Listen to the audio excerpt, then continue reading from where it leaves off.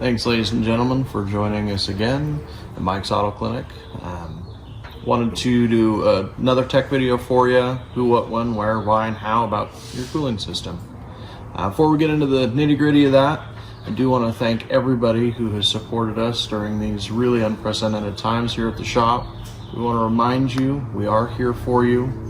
We're going to stay open. Our business hours haven't changed. We're still Monday through Friday, open at 8, close at 5:30 Monday through Thursday, and 5 o'clock on Friday. If you haven't already done so, please make sure that you smash the subscribe button to our YouTube channel, like our Facebook page, and follow us on Instagram. You'll be informed of all of our latest specials, news, updates, anything that we have going on in the shop, including something like this, which is our project truck we're working on for a good friend of ours, which we're also going to use today for our video. Again, thanks so much. Our guys really appreciate it. Mike appreciates it, and all of our families appreciate your continued support. So today we're going to talk about cooling systems. We're getting into the season where it's going to get hot, and our cooling systems are taxed more so now and will be as it gets hotter in the summer. So we're going to talk about a couple things that you can do to make sure that when you're driving, as a lot of people probably won't be flying a whole lot this summer, but as you're driving and camping and you're out and about in your car, you're going to get the most reliable service out of it, and especially your cooling system where it is taxed so much more in the summer. So wanted to use this truck because it's kind of easy to see a lot of those things that you can't normally see on a modern car. They're fairly accessible. Bear with us for the wiring on this truck that's kind of scattered. We're doing a custom fuel injection system on it, so we're working in the middle of doing some things to it. So just so we can kind of go over real quick some of the cooling system components we're going to be talking about today. This would be the radiator in the front of the vehicle. Its primary job is expelling the heat from the coolant in the engine. Of course, we have our radiator hoses from the engine to the radiator transport that coolant. A little harder to see, but still here, right down the center where the big pulley is, you're looking at the water pump that actually circulates the coolant. And then you have the thermostat, and its function is to regulate the flow of coolant based on temperature. So, as we talk about a cooling system and what you should be doing, how often you should be servicing it, what it's going to cost you to service that system, and why you want to service it. Let's start with the radiator hoses. It's the most vulnerable component in your system to degradation over time. Radiator hoses generally look really good until they spring a leak, and they always spring a leak at the most inconvenient times and places, primarily when you're driving up over hills in the heat of the summer, sometimes even in stop and go traffic where there's not a ton of airflow through the radiator to keep everything cool, and you're relying on the engine's fans or electric cooling fans to keep everything flowing through that radiator and keep it cool. Radiator hoses rot from the inside out, and the majority of your manufacturer's recommendations for things like radiator hoses and coolant is going to be in a service interval in the era of about 5 years, 60,000 miles. After that, while they may still continue to function, the radiator hose's likeliness to burst goes up significantly with time as you go past that 5 year, 60,000 mile mark. Coolant. The coolant within these hoses, radiator, engine, its job serves as a couple things. One, it's going to remove the heat from the engine block and cylinder heads. Two, it's a lubricant for the water pump that circulates that coolant. Three, it's antifreeze. It does not freeze above a certain temperature. Ideally, it's negative 40 degrees. Anything above that, it shouldn't freeze. And as you heat coolant and you cool it, and you heat coolant and you cool it, you actually lose the ability to keep from freezing in a really low temperature like negative 40 degrees Fahrenheit. The additives that are in coolant, also the lubricated properties, go away too. So it's really important to make sure that on that 5 year, 60,000 mile mark, or when we see an increase in acidity or decrease in pH, we want to make sure we get that taken care of because it also corrodes things like your radiator hoses faster. And we do test for these things when you bring it in to have an inspection or an oil change or anything of that nature done. We take a quick dip test and make sure that your coolant's going to be up to the job. Thermostat. Thermostat's one of those items that's really often misunderstood. I get customers a lot of times, hey, my car's overheating.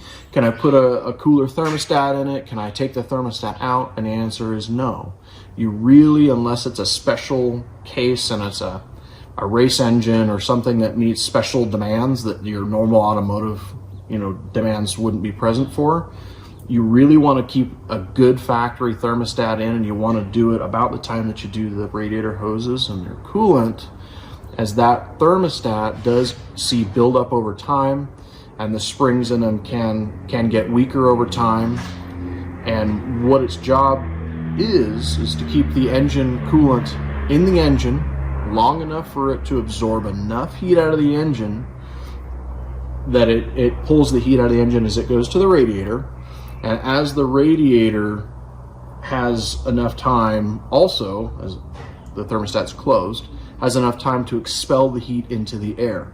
If you were to put a cooler thermostat in, and everybody thinks it makes the car run cooler, it actually can make you overheat. Or if you remove the thermostat, it can cause overheating issues as well, especially at low speeds. The radiator's coolant and the engine's coolant does not have enough time to pull the heat out of the engine and to pull heat out of the coolant in the radiator itself. It's very, very crucial that is taken care of when we do the radiator hoses. Now, the water pump on the front of the engine is not something that has to be done every 5 years, 60,000 miles. There's you can't see it from here. You'd have to be underneath the vehicle. There's a weep hole that we check every single time your car comes in. We're going to look and see if there's any coolant present or any residue present near that weep hole. That indicates that there is a seal on the inside of the water pump that's leaking. And what happens is the coolant gets pushed through the bearings of the water pump, through the center shaft, and out the weep hole. It's designed that way so that we can see it before it becomes a bigger issue. Radiator fans. This particular truck uses electric radiator fans. We've upgraded it. A lot of your older cars will use a clutch fan, and that clutch fan generally sits on the front of the water pump. That clutch fan is prone to wear over time. Just like the clutch in your car, it only lasts so many miles before it's wore out and it doesn't lock up and spin the fan as it should have from the factory. So we want to check that as well. One last thing in your cooling system that's pretty important, a lot of people tend to forget about: belts. A lot of people don't look at them, they don't touch them, they don't even think about them until one breaks and you hear the telltale whacking noise as the belt is being slung around in the engine bay before it finally comes completely apart. That's going to leave you without coolant circulation. It's going to leave you without an alternator, potentially power steering and air conditioning as well. It's really important, and we'll check those when we do a water pump replacement.